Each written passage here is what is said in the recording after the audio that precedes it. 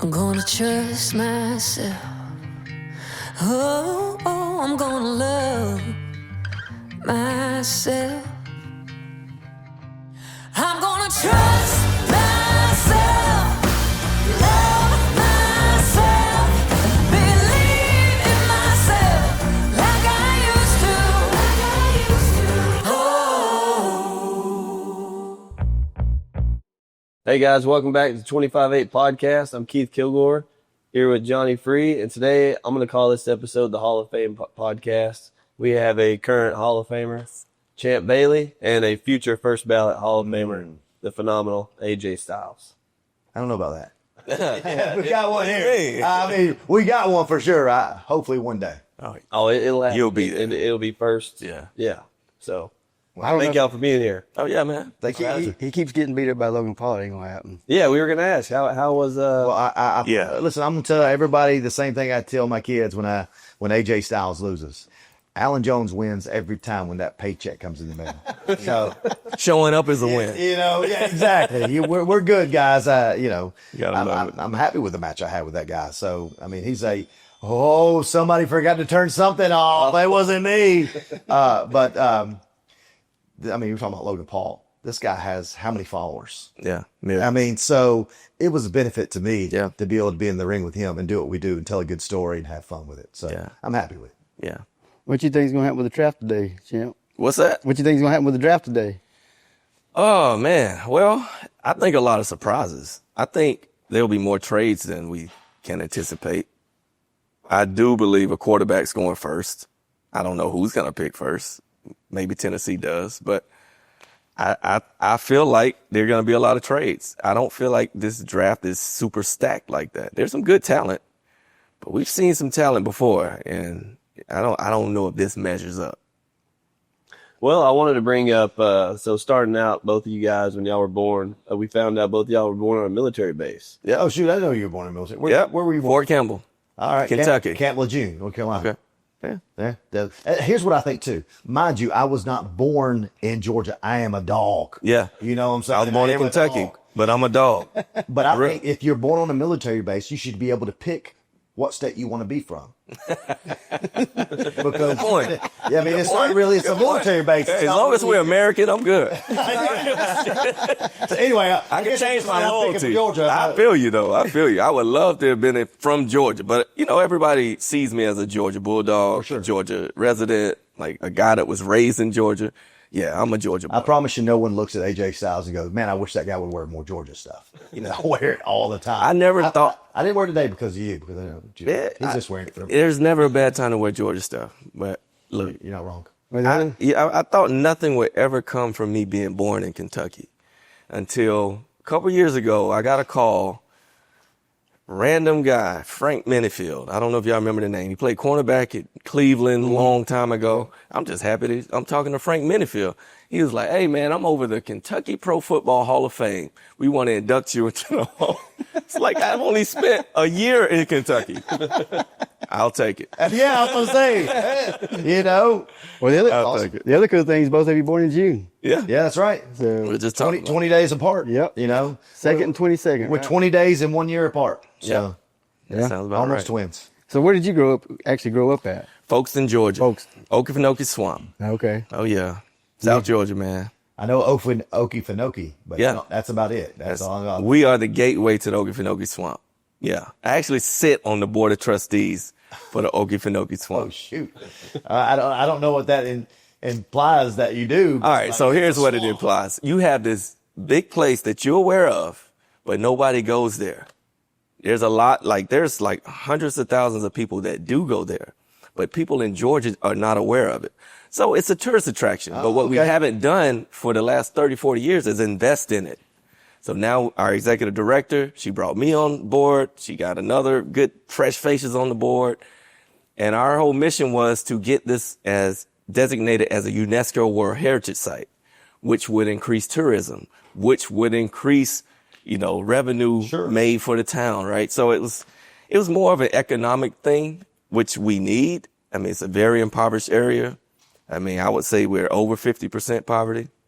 It's crazy.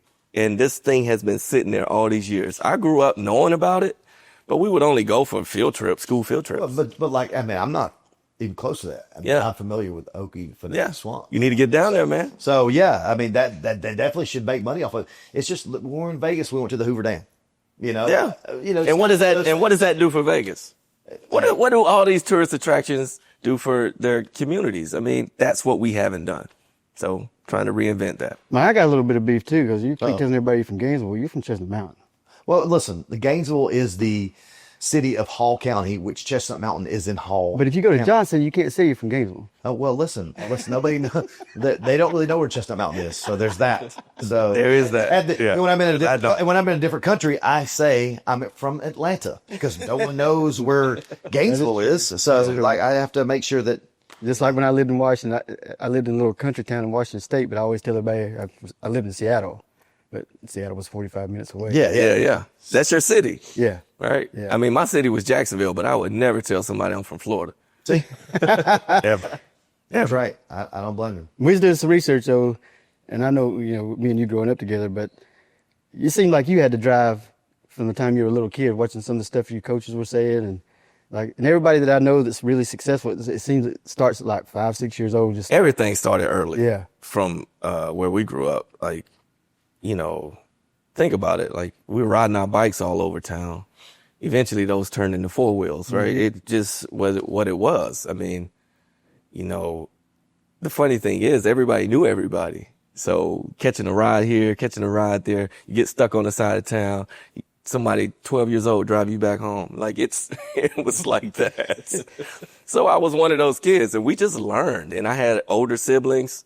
So, you learn things a lot faster when you got older siblings. So For sure. it's the nature of the environment, man. We didn't have much else to do except get into a little trouble here and there. That was it. that's like AJ. I mean, we grew up down there at the trailer park. I mean, you were always the smallest one, but the toughest one, the one that was always wanted to win, If I wanted to play, I had to play with my brothers, my older brothers than you guys. And I'm the smallest guy. I wasn't a big kid. So I just got beat up all the time. I just had to learn to like it. Yeah. So, It seemed like you held your own. yeah, I mean, it helped me get to where I'm at. That's Damn right. So, I mean, but that's what really makes you who you are. Like the people that kind of raised you. You don't realize it's happening, but you reflect on that. Like, I'm glad I went through that. yeah, absolutely. Absolutely. I always tell my wife, the sweetest person in the world. I talk about her all the time. She's like 4'10". She's not the tallest person ever. And I'm not breaking any height records either. And so my sons are like, thanks a lot, Dad. I'm like, dude, I didn't know your mom was just super cute. I said, listen, had I You weren't thinking that far ahead. an inch taller, I may have been a douchebag. I don't know. Yeah. So this is the way God intended. Yeah. You got to work with what you got, man. That's right. That's right. That's it. So y'all talking about hard work, and there's some of the best athletes that have come out of Georgia. Yeah. Georgia's always been known for great athletes. What just kept your drive going to say, I'm gonna beat that guy every day, and I'm gonna be better? Honestly, didn't know any different. Like that was just the way I was wired. I was super competitive. I was always one of the better kids. It just, that's how it was going against my boys that lived across town. I mean, it was just that, the competitive environment where we all just wanted to kick each other's ass. That was the mission. Let's just beat up on each other. But it was, after that, it was more, we didn't have anything else. So what I did in high school and when people started noticing was because that's all we had. And it was more of a limit. So the drive to want to try to get out of my hometown, because that's what we saw as success, getting the hell out. And, for me, looking back, that's not what success is, but it motivated me to get out. And the only way to get out is be good at something. Mm-hmm. Like be very good, and fortunate enough for me, it was something that paid a lot of money down the road. So I was concentrating on the right thing. A lot of my boys, I think about the traps that they fell into. I could have easily fallen into those traps. I had a lot of people protecting me, kind of keeping me out of harm's way. And it definitely wasn't all me that kept me on the straight path. It was everybody. Yeah. I don't know. We kind of talked about a little bit, your ego grows a little bit. Like, I ain't gonna let that guy beat me at this, I'm gonna and we got to do what it takes to whatever that might be to make sure that it doesn't happen. But all these things lead. I wrestled, in high school and was pretty successful there and went on to college, but it prepared me for life, because to me, there's not a lot of, I don't know what is harder. Being an athlete, like, man, wrestling is tough. Yeah. The discipline you got to have to lose the weight and freaking still work out and then still be able to go. It's just, You got no teammates to lean no, on? it's all about me. You know, you got to put That's the a work lot. in. And so that helped me. I believe if you can do wrestling, you can do almost anything. Now, I'm not saying that you can be Champ Bailey because the guy was blessed with gifts, but in life, you can go and you can attack it and you can get what you want. And I always say, you know, I got everything I need and some things that I wanted, you know, because you were able to attack it, you know, and whatever, we're going to find a way. Winners find a way. So I'm going to find a way. With you wrestling all over the world, you've been everywhere, right? Do you remember a certain building or crowd that you were like, that they're so passionate? You know, you have different fan bases in the United States and all. And You know what? It's Japan is a big place for wrestling, and a lot of people don't know that, but they're very quiet. They're quiet and respectful. They'll stomp their feet, and they'll clap their hands, and they'll go ooh ah, but you don't hear them yelling like. so there's not a there. pop over there. you would The say. pop that you're going to hear is me hitting you. You know, and I know that we say that it's entertainment, and I don't disagree, but I'm going to make sure that it looks real enough and sounds real enough too. Mm-hmm. So, but they really made me feel like, man, that guy's a star, you know, with the things that I did and the way that they treated me as a Gaijin, you know, somebody from a different country coming into their country and wrestling. That made me feel like a star, and I can go over there to this day and still be AJ Styles over there. And Wow. it's pretty cool, man. So you Now, know, is the market bigger here or over there? Well, you know, it's a smaller country too. Oh, okay. So it's definitely bigger over here. Okay. But there's at times where in Japan it was very big. I'm talking about Okay. the Tokyo Dome, doing well there. And so it's bigger here because it's a bigger country, but even in Japan, it's pretty, Got it. pretty neat. and correct me if I'm wrong, but you're one of 3 Americans that's ever won a championship there, right? You, Brock Lesnar, and Van Vader, right? And then we've had now, well, you know, Americans, I was going to say Kenny Omega, but he's from Canada. So yeah, you might be right about that. Norton, Ken Norton, I think he was American too. So there's a couple of us, but I was the last American. There was Brock, and then AJ Styles, and then it's been a minute since America. And then at Georgia, you're the only player that's ever won the highest defensive award in college football, right? At Georgia? Bronco Nagurski? Yeah, Am I? I think so. Hey, not all right. That's news to me. I had I mean, no I idea. don't know. I don't know if Pollock won it or not, but maybe he did. I don't know.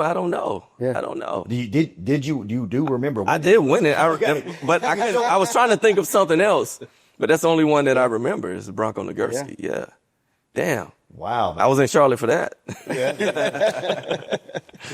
But no, I didn't know that. I had no idea. Because it's one of those things where there's a lot of people like he just said that because it's football to you, man. This is what I do. This is what I was supposed to do. I just happened to win this trophy.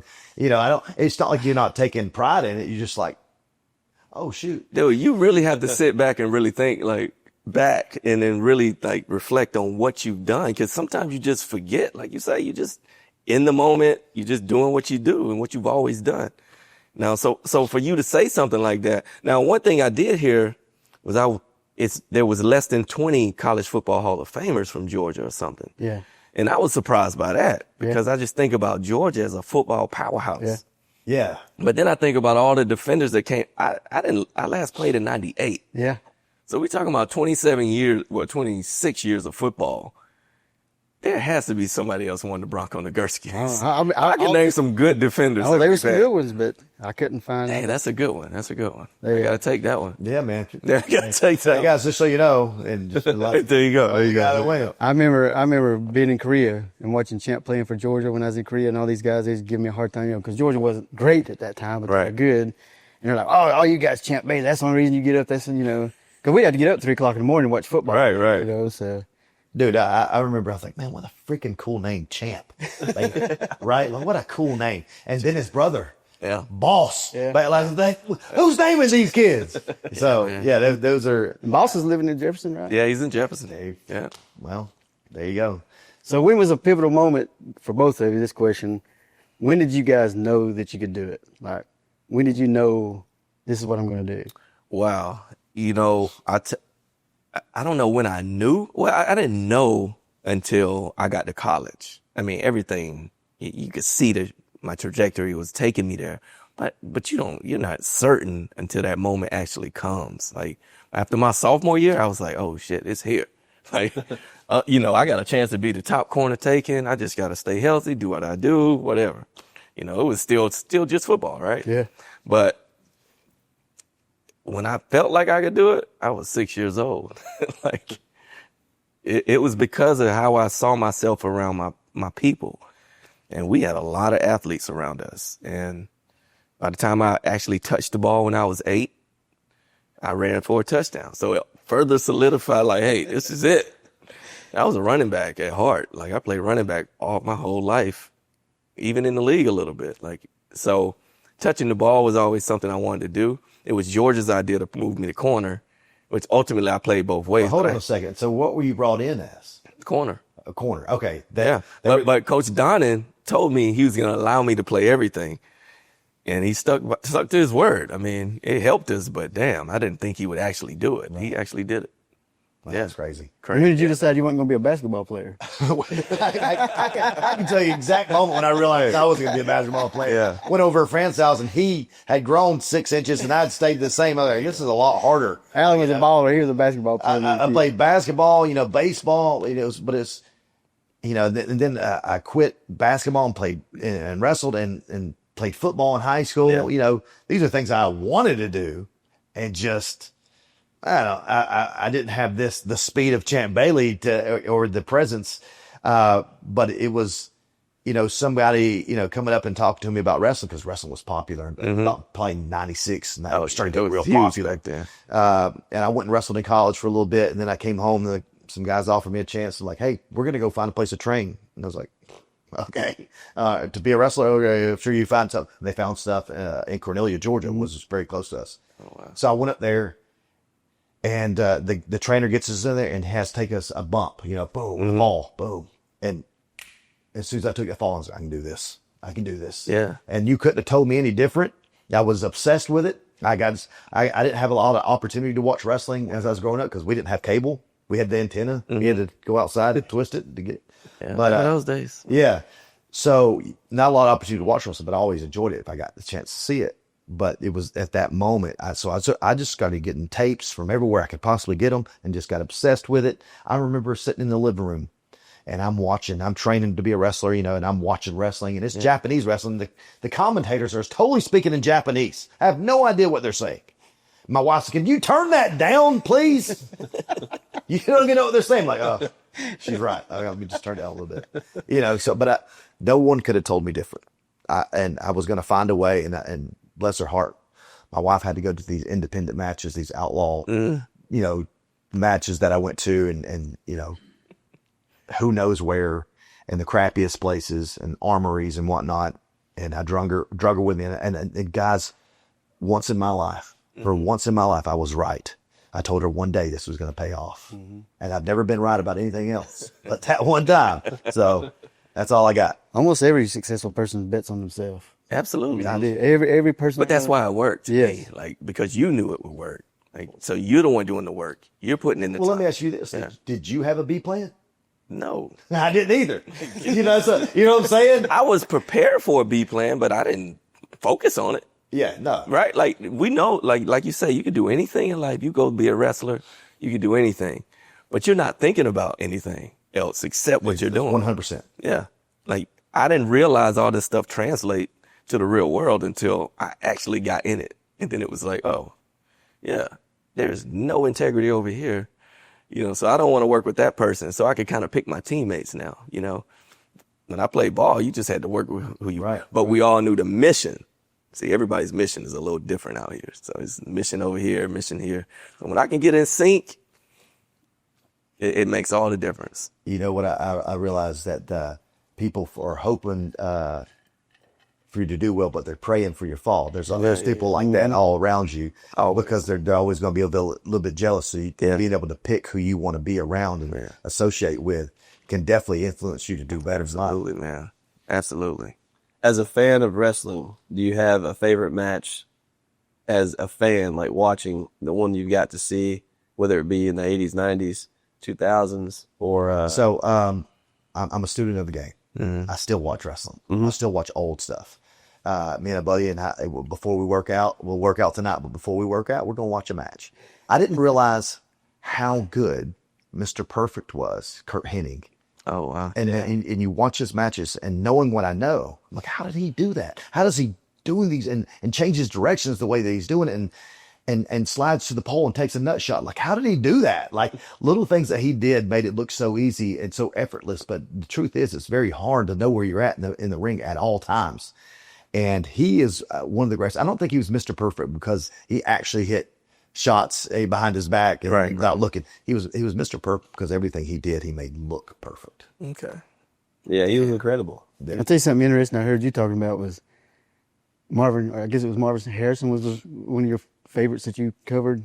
Toughest. And some of your best games that nobody really saw was against him. Yeah. I thought that was pretty cool. Yeah. I think people, you want to talk about Randy Moss. Like, he's more talented than Marvin.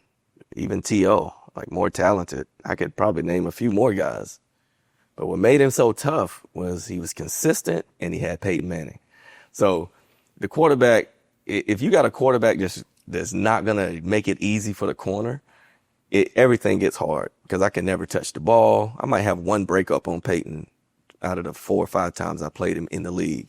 I picked him in college, but I might have traumatized him or something because he would never throw me the ball in the league. A whole career, he just throw away from me. He either throwing to the other side or he's throwing the ball where I can't touch it. So it is what it is. But yeah, that's what made him tough. Peyton was a problem. And then you got to play with Peyton later on. Then I got to play with him. Yeah. So with Marvin Harrison, is it that you said nobody got to see that? Is it because you were such a great at covering him that they never saw him get the ball because I was the one covering. We're like left tackles, right? Think about it. That's a crazy way to think of it. We're like left tackles. Like, when you don't hear about us, it's a great game. And that's usually how it went. Wow. Like, they don't give up sacks. You're not talking about, well, who's he beating? Well, if the ball doesn't go over my head or if I don't miss a tackle and let somebody score, you don't hear about me. It is what it is. You just know that I'm taking care of my business over here. Yeah.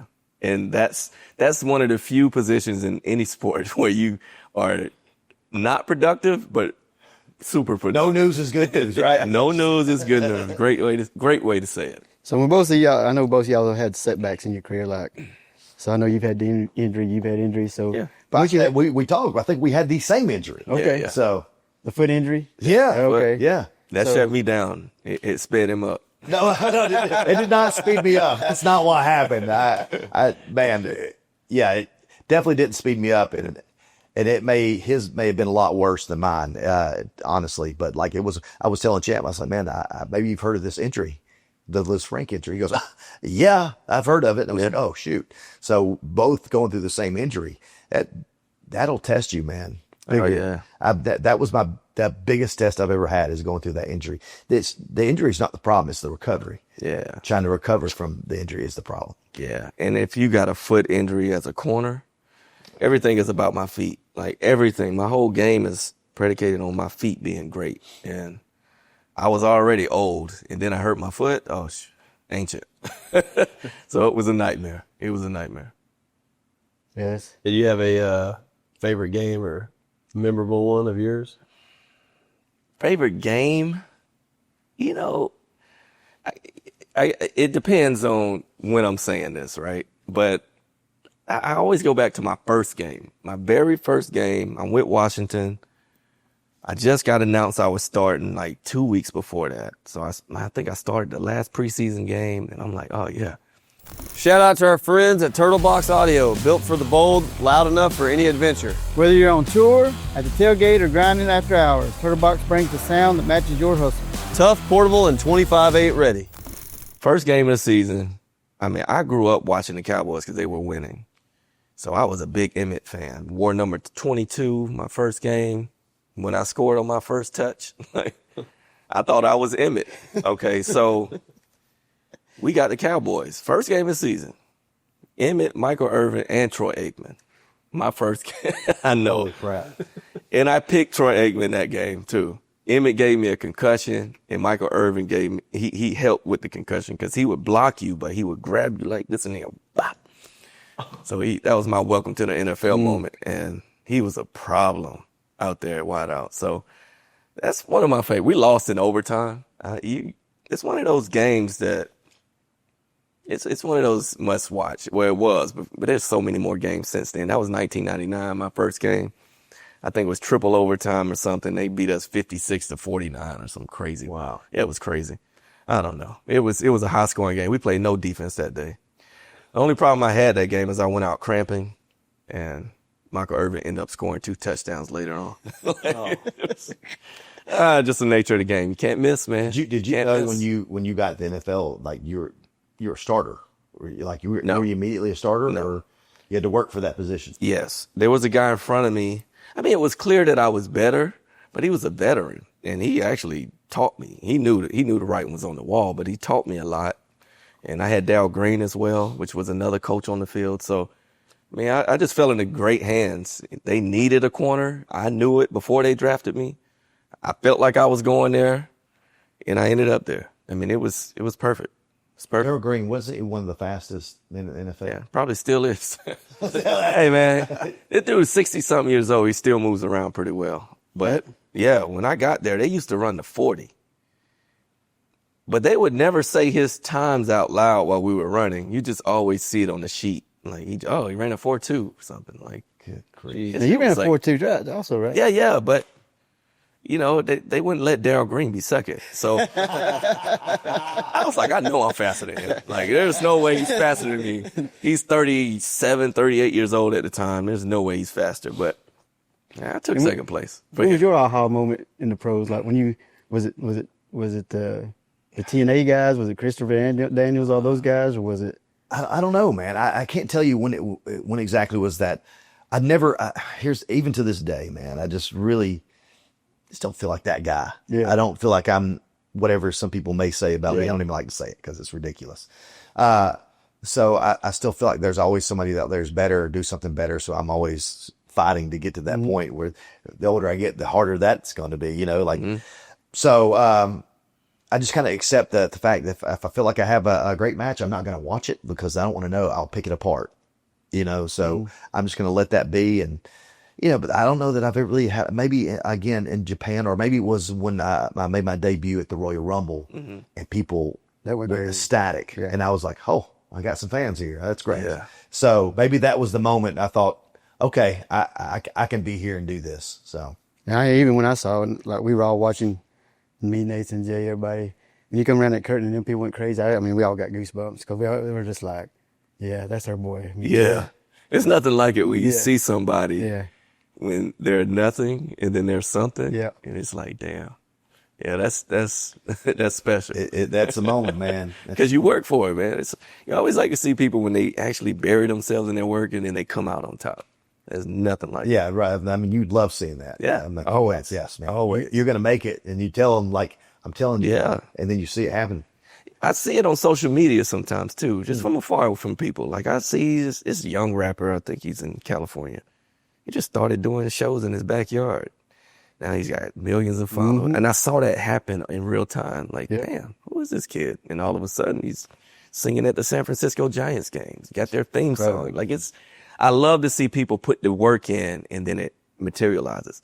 It's just hard to tell kids that that's what it takes because they want it right now. Yeah, they do. And sometimes when it doesn't happen right now, it's like working out, right? I'll tell my kids, I'm like, hey, when they first started working out, I was like, don't take off your shirt and look at yourself until after you work out. Yeah. Because you can see what you're going to look at. Like you got your muscles are pumped and like you can see it. But if you see yourself before, you would think nothing's happening. But afterwards, you can see your muscles. You start feel to grow. it too. Yeah, you feel it too. Now look at yourself. That's what you can be. Yeah. You know. So yeah, it's to see it develop. Just because it doesn't happen immediately doesn't mean it's not going to. Because you have to visualize the end. Like what does it look like to be successful? You got a vision in your head. Now, what does it take to get there? Yeah. Can you be disciplined enough to do the work? And half the time that work doesn't get done. So the results don't come. So, and people think it's just their luck. No, you just got to keep working, maybe. And I gotta can keep working. I can relate to that now that I started back to working out and getting myself in shape. Like if I get home at 8 o'clock, I'm still getting in the cold plunge and I'm still working out. I'm doing it I've been on a journey for 3 years. Getting myself back in shape. And I feel like if I don't do that now, I'm cheating myself. Yeah. And I'm older now, but Do you cold plunge, Champ? No, I never done it. Never. So the Georgia players, It just wasn't my thing. It's not my thing either. Yeah, but I do it every day. a lot of It guys sucks. did it. A lot of guys. but after the first 30 seconds, it's like meditation. Yeah. Because you're breathing, you're getting your breathing right. It's not even I've done it about- for injuries, but For sure. Not So I don't do it for recovery. yeah. I do. Mentally, it gets me ready to work out. And it gets my body ready to work. It's like the best pre-workout you can take, man. You're ready to work out once you get out there. The endorphins you get, and I preach this a million times, the endorphins you get when you get out of that freaking cold plunge, freaking let's go. Yeah. Yeah. You get out there, it. man. I get it. But I never want to get it. I will procrastinate and look at that thing for about 15 minutes before I get it. I'm the same way. I got to walk back and forth in the gym downstairs and get my sauna ready, and go, okay, I'm all ready for this. Call. Well, hello. And then finally, when you get in it, I got my little copper tone socks I put on there to keep my legs from hurting when I get in. And then I You get need in. a lot of support these days. Eh? So them socks probably don't do nothing, but in my mind, it's like, oh, my legs ain't gonna hurt now. That's the key though. Yep. What gets your mind Yep. right to Yep. just do it? Yep. It's all these little things, and what works for you might not work for me. That's right. Like it's just you got to figure that out early, or else you're just never gonna do anything. Yep. That's how it So works. both of you guys have been on the grandest stage. You've been in the Super Bowl, you've been in WrestleMania. I've always told everybody, if I could run through the tunnel at Georgia one time, I'd let them cut my finger off, I'd let them cut my toe off. I just want to feel that adrenaline. What is that adrenaline like coming out at the Super Bowl or coming out at WrestleMania for the first time or any time? All right, I'll go first. Yeah, I'm excited to hear what you got to say because I'm thinking about that tunnel myself. Honestly, it's like I'm in it, so it's second nature to me. Now I get it being a fan and looking at it. It's exciting. I understand it, but as a player, man, I'm so into the moment of okay, I got to go win my battles. So I'm focused on that more than the bells and whistles and the lights around the game. The moment you take your eye off your mission, like you're susceptible to losses, and I don't like to lose. So And that's like the military. yeah, so it's the same thing. You got to stay in the moment and keep what's important. We understand all this stuff is really for the fans. Everything around the game is for fans. Yep. But when you line up against somebody, you better not be thinking about anything else except what it takes to kick his butt. That's it. And that's how the military is. You got to be, you got to have a mission and stay to it. But That's exactly what I was going to say, and I didn't want to hear that from you. But I know. right?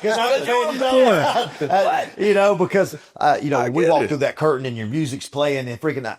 Dude, you have your moment. I'm How do thinking you not get crazy? I'm thinking about what we're about to do, and I got to do my character thing. Boom, here we go. Yeah, okay, I'm doing my Yeah. and I'm walking down, and I'm doing the character, doing. And then once we get set, like freaking okay, I know we got to.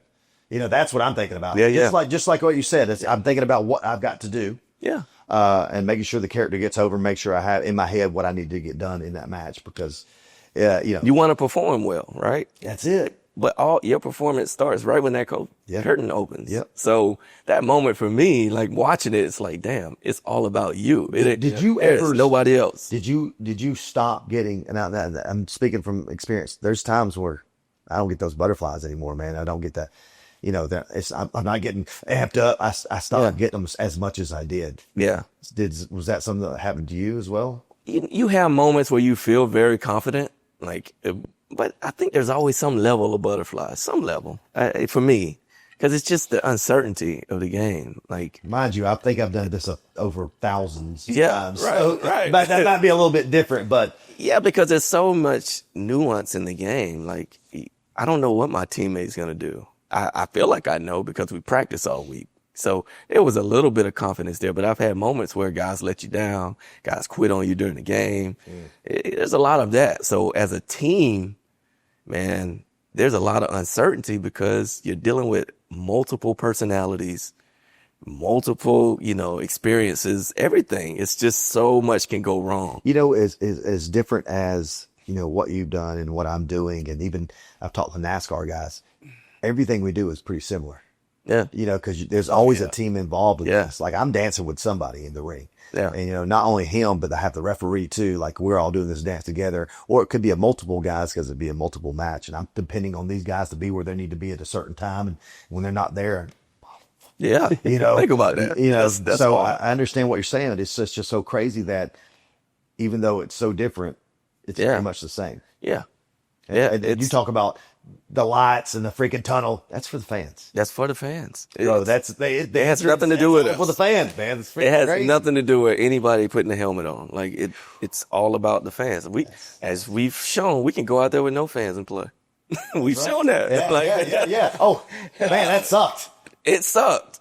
I mean, Especially it in sucks for the wrestling players, you know, for the ones that really get into it and use the crowd. Sure. It's because that's an element of getting your mind right. But for the ones that don't care about that, like they don't care. They just want to go play, defeat you, and I was get the about to win. say for all those guys who've been in front of millions of fans their whole career, Yeah. I've been in 20 fans, some of my, you know, matches in my career. Yeah. So I guess I was somewhat prepared for when COVID happened, but Yeah, there you go. it still didn't make it There any you go. easier. Well, what was crazy is COVID for y'all's company. Y'all didn't stop. No. Y'all just kept going. Yeah. You know, the NBA shut down for a little while. Like, you know, I don't know baseball's how we were essential, but Well, you're essential because you got contracts and you got to put on events. It's Well, no different yeah. from any league. Like the pressure was to make sure these events take place yeah, because of those TV deals. yeah, Billions of dollars at stake. yeah, for sure. Nobody said COVID was in the contract. Like they don't care. They want their money. Like Hey, everybody got paid, so it worked out in the end. I was happy to go to work, That's it. you know, with everything going on. why you think the league NBA went to the bubble? I don't think the NFL missed more than a game or two. Yeah. Think about it. A lot of people shut down a lot of things, but those pro sports, they did not really shut down. That's true. I didn't think about that. Yeah, they made it happen. They had to. I'm glad they did. Yeah, Glad they did. I think we all did because we all stuck at home. We want our ball. Like, Yeah. I want my ball. I Get want me my out of this sports. house, Yes. I was So that's how it works. getting to the end, to the twilight of the career, you know, because I heard Triple H saying you're at the twilight now. It's for the first time I've heard him say that. But I know what the answer. I think I know what the answer is going to be because everybody asks me, "Oh, when's AJ going to retire? When's AJ going to retire?" And I want to hear from you guys. But my take on it is, for any athlete that's at a high level, it's as long as you know you can do it, you're going to do it. Yeah. No matter what you tell people, I still think in your mind, as long as you know you can do it at a high level, you're going to do it. But I find myself, and you may feel the same way, Champ, but like here, I know I can do it, but my body's like, hey, man, you can't do it like you used to. That's for sure. Okay. And we ain't doing it at the speed or the strength or the endurance. Like all that's missing. Like, so I got to stop and listen to my body. So even when I work out at the gym, I have to listen to my body and go, oh, that might be a little bit too much there, you know, dial it back a little bit, you know. So, you know, that I've always said soon it's coming, you know, and I'm okay with it. I'm at a place in my life where I'm okay with it. Not, because I don't love wrestling, but, I can see it in its time, and I don't want to get to the point where they go, I wish AJ Styles was as good as he used to be. I don't ever want to do that. Yeah. And so I want to get out before that happens. Well, the game is so unforgiving. So it's. I would say I played 15 years, so the last 5 years, like I could see that I was losing that pop. Like I could feel it, and you know I ended up renewing it, getting a new deal, like in my 11th or 12th year, and I remember just after that, like damn, I'm really like on fumes. But it was my mindset because I could practice a certain way and get away with it because there was no demand from the coaches to do too much because they've seen a lot that I've done. But what happens in a negative way is you're not working hard enough to be on top of your game. So there's a little push and pull, like what's the middle ground of practicing enough where I could keep my tools, you know, up to par or beyond, and then try to keep my legs fresh at the same time. It's like, it's a young man's game, right? Like it's built for guys that can go through that grind. So for me, it was just at the end, I still wanted to keep playing. So when I left the Broncos, they released me after the Super Bowl. I left there. I signed with the Saints. I was only there 4 months, but the writing was pretty much on the wall. Like, man, I hurt my foot again when I got there. Yeah. Then I had another plantar fascia thing. It's like, oh man, this is not it. So Sean Payton really did me a favor by cutting me, because I worked out for 2 more teams after I got released. And after that last workout, I was like, nah, I got to shut it down. You feel like there was the first time in your life your will to not compete was more than your will to compete. Yeah. That's Absolutely. Because I had a chance to go re-sign with a team. Baltimore was like, get in better shape, come back in a month, and let's figure it out. But I retired before then. I just couldn't do it. I was like, no, I can't keep doing this to myself. Like, what am I doing? What am I doing? So I kept having to go over and over and over. Well, it helped because the Broncos ended up calling me. And we discussed it. I discussed it with the PR guy. He was like, when you're ready, we'll have this whole thing. You resign with the Broncos, you retire Bronco, yada, yada. So it sped it up in my mind. Like, okay, I can see the writing on the wall. Now let me just start reading it a little bit and go down this road of retirement. And it happened. So that competitive, that you guys both have, what is your life looking like now that you've been retired? What is your family looking like? And for you, what do you see yours looking like? Wait a minute. Just so you know, even though he retired and soon I will be retired one day, if we go on the beach and we're playing volleyball, I guarantee you he's going to try to beat me. Oh, yeah. Like, I'm going to try to beat him. I'm still competitive. That's what I'm saying. That doesn't end. Yeah. It just stops with football. I might take the loss a little better than losing a foot. But I'm going to try to win. That's just how I'm built. So nature's never going to leave us. So you're competitive in business, Yeah. and you're competitive when you're teaching other people, and that's where I see you doing. Whenever you get done, the things that's going on right now that we know, Yeah. I see you being competitive and training other people. You can tell them what we're going to do. We're starting up our own training center. We're getting it going. Yeah. So to answer your question, now I'm raising my 2 youngest boys, 15, dealing with football, and he got his first offer from my guy Dion, like dealing with that, and a 6-year-old who's trying to figure it out. But other than that, man, business, like just rethinking how I do business, because my business was always constructed around football. Every endorsement deal I got, it was brought to me because of the platform I was on. Now I'm having to be a little more creative about who I work with. But I've tried several partnerships over the years since I retired.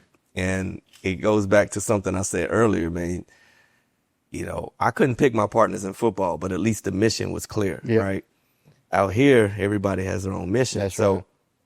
I'm trying to figure out who can I align my mission with, and whatever that is, right? Mm-hmm. So after doing that for a while, I'm like, nah, I gotta keep betting on myself because I know what to expect. Yep. So I'm kind of a little cautious about who I work with. Yep.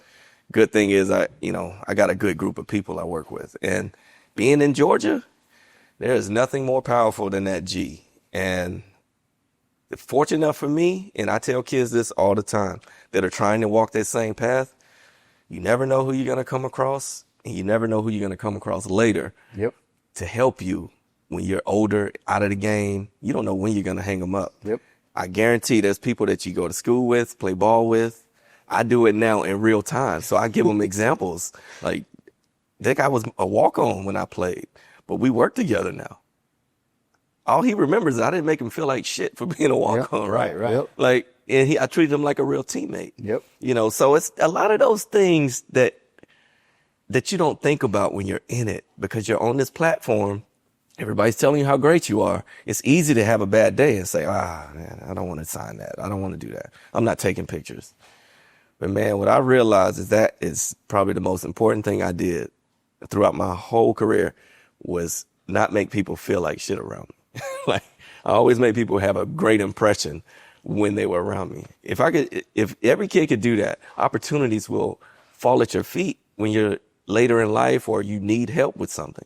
People will be more likely to help you. So it's just a little thing that could turn into something big, right? So I was always that way. I wasn't really thinking about it. I was just raised that way. Smile, shake hands, do whatever. But that's the things that I lean on now more than anything. I think the greatest gift you can give someone is your time. Yeah. Like you said, you're always signing, taking pictures. You did Yeah. the same thing. Yeah, you just never know, man. No.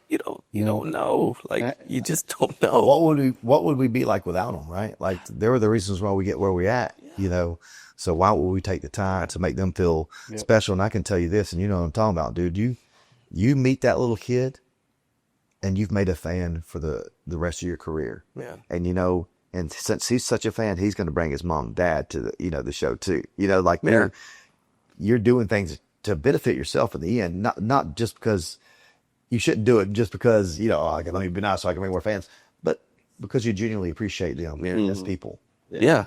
Period. Like, that's the whole game. Like, you appreciate the people that support you. So you just show that gratitude, and it just pays off, man. Regardless if that person could do something for you now or ever, it just pays off, man. People see it. People watching. For sure. How you treat people, man. He was saying his son just got offered, by DR. Mm-hmm. So when's your little one gonna get offered by WWE? Because I know she's got in the blood. So I have She got in the had blood. 3 boys and a little girl. Okay. And we're talking about building this facility, and she, we're in the woods because it's just the land. And she's like, "Dad, are you gonna teach me how to wrestle?" I'm like, "If you want me to, baby." And I was like, "Oh God," 20 years ago, I would have said, What did you not. expect? Yeah, I mean, It's coming. it's funny. You don't expect the girl to do it, but My oldest son calls me, and my youngest, my second oldest is already talking about wrestling and stuff like that. And but my oldest son calls me one day, and he's like, "Hey, Dad, do you think me and Avery, that my second oldest, can go down to Orlando and maybe get a place down there?" I'm like, "What are you talking about?" Yeah. He's in college. I said, "What are you talking about?" Yeah. He goes, to go to the performance center and stuff and train. I go, "First of all, you have to be invited to go there." yeah. He goes, "Oh, okay. All right, Dad, I'll talk to you later."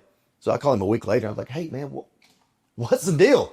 What is he thinking? Where did this come from?" He goes, "Dad, I had a really bad practice. It was just I had baseball practice. I did horrible. I thought for sure I was going to get Second guessing himself. Yeah. Okay. Yeah. So, That's my alarm. I'm sorry. Oh, that's all right. but wrestling's provided for us, and hopefully, if they wanted to get into something like that, I'd be the one to teach them how to do it Oh yeah. in retirement. So It's funny you say that, teaching them how to do it, because I help out at my son's high school, but if he did not want me there, I would not be out there, because I feel like sometimes parents get in the way, and I'm just not trying to be that guy. But what he's doing, nobody going to teach him better than me, because I know what he's doing. I know you know what he's capable of. Yeah, that's it. Absolutely. But I got to be That's why real with him. That's why they don't want their father to come and teach them. They don't want to be coaching. They don't want that. Until. But to me, like, I want him to get other people in his ear, see other coaching styles, learn how to deal with people that you can't control, because you can't control your coach. And what I realized, I had 13 D coordinators when I played in the league out of 15 years. Oh, wow. And they were all different. They were all different. So it taught me how to adapt to different styles and how to fit in. And I want him to have that same experience. Like, I can't be the only coach, but I know what I'm talking about. And when somebody teaches you something, we'll correct it. I just really want you to deal with their personality. Well, hopefully someone has said, your dad's a Hall of Famer. You might want to listen to him on this one. I'm not saying everything, but maybe you this get one. that. Yeah. You know, that. And I'm appreciative of his coach for letting me come out and do that, because a lot of times they feel threatened. But I'm not like that. I'm like, man, I'm gonna help every kid out. Right. I'm not just gonna help my kid. Right. If they want to listen, they'll get taught something. Yeah. And they need it. Hey, Bro, they need it. Again, let me reiterate, like, Hall of Famer quarterback. If you don't listen to this guy, Yeah. before we get out of here, AI is changing everything. Yeah. I mean, it's changing everything. It's changing everything in the sports world, business world, whatever. What do you guys think with the technology in sports? Because we know some things are happening. What do you think AI is going to do to sports? Ooh. I think it's going to prepare us for the future. I mean, I use AI all the time. I ask it stupid questions about whatever because I don't know them. It's a lot easier than getting on Google.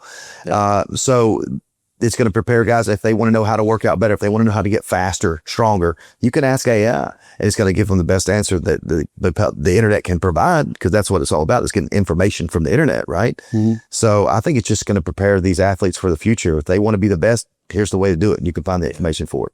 Yeah, it'll help with accuracy. As you can see, like, the league is using some first down marker to some thing on TV, which is, I think, critical to getting the right results. Like, so I think from a result standpoint, it's going to be very helpful. You know, instant replays, all this stuff, speeding up the game. I think it's great. It just, we got to lean in and appreciate it and leverage it the right way. I was telling him earlier, like, the league cares about the right results because they're in bed with gambling now. The results matter, like, more than they ever have. Oh, yeah. Yeah, and they're leveraging it to the fullest. So, got to have the right technology. Well, we're running out of time, but I'd love to have y'all back so we can talk some more about, No, this is good, man. Absolutely. you know, I know everybody's got a little bit of stuff they got going on today, but yeah. there's a lot more stuff I want to get into. And then me and Bobby Keith's got this, I think I shared this a little bit with you. We shared it with Brad, but every quarter we're probably going to go to some children's hospital and do and have them interview you guys. Oh, that'd be awesome. You know, I think that would be, Dang, that's I never thought of that. So, I did some work with children, so yeah. yeah, it's always been Wow. heavy, but And then we also have the sports technology coming up also that we're pairing up with is the you can kind of explain it better than I can, you know, a little one, but the tape, like to prevent the injuries. yeah, and Champ knows a lot about it too. I think, from Jamie. So I didn't know anything about it. it's an AI technology basically. I mean, it's just collecting data. I mean, Well, just so you know, we were talking before the show started. Everything I heard was unbelievable. From soles that you can wear in the bottom of your shoes, from tape that keeps up with everything.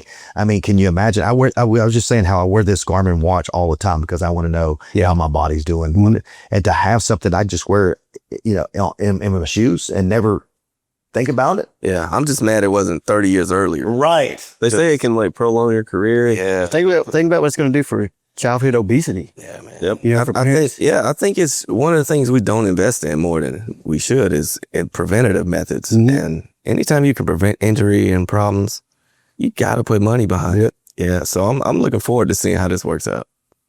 Yeah. That seems fun. We'll be back. We'll come. Oh yeah. We got to, man. Take us out. Love it. Well, thank y'all for your time. Thank y'all for being here. man. We appreciate it, man. Yeah. Thank you so much. Thank you, brother. Appreciate it. Thank you, brother. Thank you. And Love you, man. you've been listening to the 25-8 podcast, Hall of Fame edition. Future first ballot Hall of Famer here. There you go. Current Hall of Famer here. So thank y'all. We appreciate it. We'll see you soon. I'm gonna trust myself. Oh, I'm gonna love myself. I'm gonna trust